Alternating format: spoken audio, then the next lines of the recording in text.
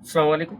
जी, आज की जो हमारी क्लास है वो बड़ी अहम है कि आप मैक्रो के ज़रिए अपने डेटा को किस तरह से दूसरी जगहों पे सेव करवा सकते हैं, यानी कि दूसरी शीट में आप उसकी as a list wise entry करवा सकते हैं। फॉर एग्जांपल हमारे पास ये एक हमारी शीट है जिसके ऊपर हम डेटा एंटर करते हैं और जैसे हम इस सेव बटन पे क्लिक करते हैं सारा डेटा हमारा उठकर शीट 2 में यहाँ पे लाइन बाय लाइन नीचे सेव होता जाता है।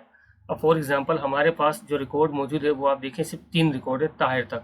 अब हम इसमें चौथा रिकॉर्ड ऐड करवाना चाह रहे हैं तो इसके लिए हम शीट 5 में आते हैं और यहाँ पे हम सप्लायर डाल देते हैं। फॉर एग्जांपल रमीज,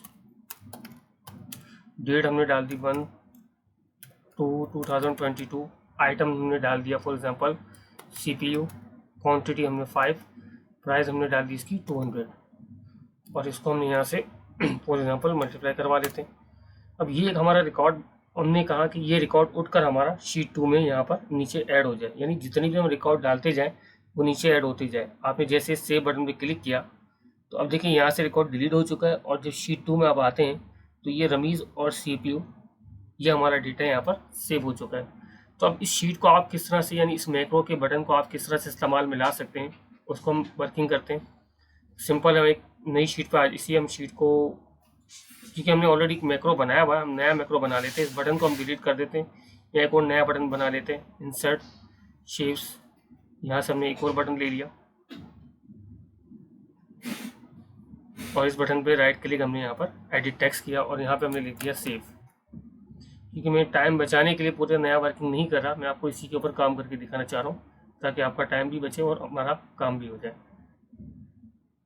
अब करना हमें सिंपल ये है, सबसे पहले हमने एक रिकॉर्ड, इस रिकॉर्ड को पूरा डिलीट करवा देते हैं हम यहाँ पर आकर। क्लियर। उसके बाद हमने यहाँ पर एक रिकॉर्ड एंटर कर लिया। फॉर एग्जांपल हमारे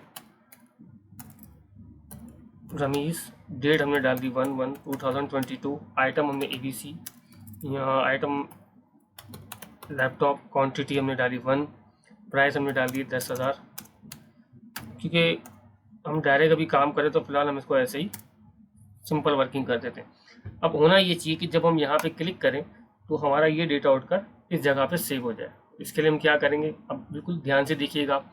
सबसे पहले आपने इसे डेवलपर में आप आए, आपने क्लिक किया रिकॉर्ड मैक्रो, यहाँ पे आपने इसका नाम दे दिया डेटा सेव।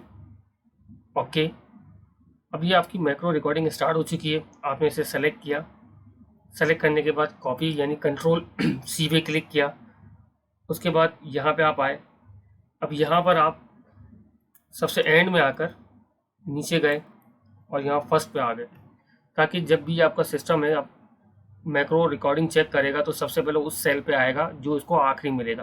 तो जैसे जैसे हमारे रिकॉर्ड नीचे ऐड होते जाएंगे तो जब हम यहाँ से ये मैक्रो चलाएंगे तो यहाँ एंड तक जाने के बाद जब ये ऊपर आएगा तो जो इसको लास्ट रिकॉर्ड मिलेगा वहाँ के रुक जाएगा।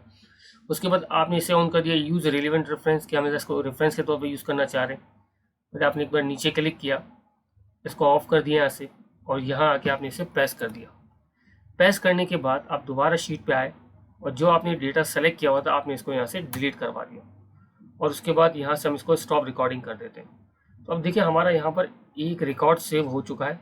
अब हम दूसरे रिकॉर्ड की तरफ आते हैं। फॉर एग्जांपल हमने डाला डेटा अली, डेट हमने डाल दी 1/3/2022, आइटम हमने डाल दिया केबल, क्वान्टिटी हमने डाल दी 100 और प्राइस 50 रुपीज़।